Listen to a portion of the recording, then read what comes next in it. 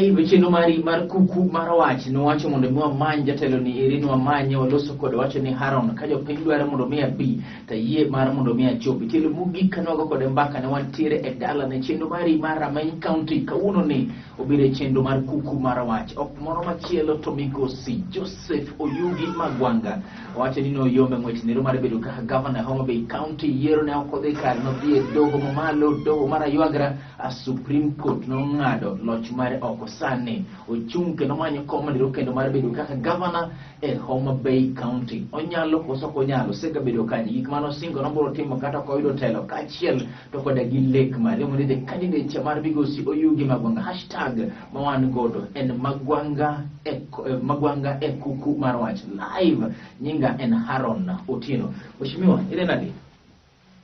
mheshimiwa erokamano ahinya Haron John adhi maber Nyasaye orita yamo marach mar corona ni aneno ka okalona omiyo amor mondo wachak warom kendo mondo watwag jopiny duoko ne ma Nyasaye erokamano wawacho ni en ng'uono mondo mi dagi e ndalo marachni to akawo thuolo bende mondo mi awuo gi jo kanyana manyisgi ni corona is real and corona nego ji and aparo ni mondo jowa ong'i ni gi observe COVID protocols. Number achiel luoko lwedo, keeping social distance, kaber warwakuru masks. Number adek ang'wen wabed ni wadhi wakaw sindan mar vaccination nikech okonyo. Wang'eyo gima vaccine osetimo in the entire world oseduoko kwiri mar corona chien. Aparo ni mano ero gima duong' nogandawa ka Nyasaye kae to walam Nyasaye kata kwasekawo sindano to pod still we keep the COVID protocols. Mheshimiwa kailoso keeping COVID protocols kata gige kumonego beni watimo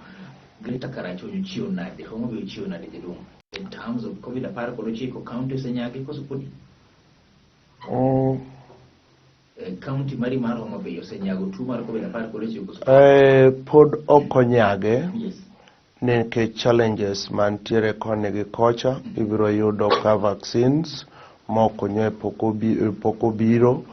kae to bende vaccine kanyocha no biro ndalo moko bende health workers no the strike kae to delay the uptake mar vaccines aparo ni gitemo mondo gitime to mane ginomiyo pod wajiwo ogandawa ni nyaka to waritre mana maber e korka mondo wadagi. Samilo serito maber asto kore ka wadagi mashimo tiere jomoko mapenjo ni to muluoro Yugi Magwanga ni kanye e lal jopiny ok neni koso wane moko neni. Erokamano ahinya John joma wacho na lal kane waaye yiero ma 2010 kod abiriyo ne wang'eyo kaka nobedo wadhi e court watieko gi court e Supreme Court kae to kora wacho ni ok inyal tieko ng'wech tikendi chako ng'wech nyaka ibed piny ma bende itim achiel ariyo adek e siasa iwacho ni inyalo dhi oganda mang'eny neno ka kogo siasa to kendo ka gisego siasa to gichako siasa ibiro yudo ka jomoko kata bedo auctioned ng'ato ok nyal bedo kata gi chiemo mochamo ng'ato ok nyal yudo kata nanga morwako omiyo bende wachako wacho ni ka court decide ni ng'ane mano yombo kata ng'ane makoro yier wamiyo gi thuolo mondo giti koro kik gibi giwachi ka yiero machielo chako gik ni ne ok watimo mage macha ni nikech ne ng'ane ne sundowa ne goyowa kamano koro na kao amiyo gi break mondo mi joma no yier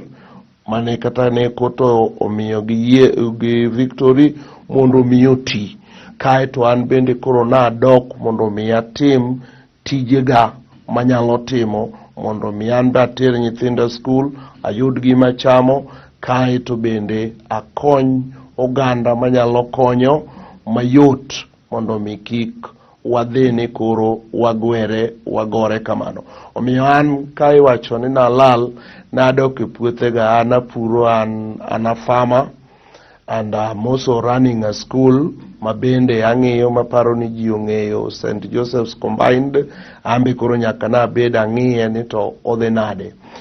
Kae to puothega bende ang'iyo ni ang'o madiang' atim, apidho yien, apidho rabolo, apidho oduma, kamano mondo mi an bende ayude gimoro mabanyalo chopo godo ir oganda moko mantiere gi dwaro kaka asebedoga katimo. Kae to mar adek en wach mar corona, mabende nokawowa orwakowa e udi ma ok wanyal wuok mondo wadhi wariwre gi ji kuonde kuyo, but wanyalo oro negi gik moko. Ok wanyal dhi e rallies kata nwadhi choko kuonde moko nwago siasa.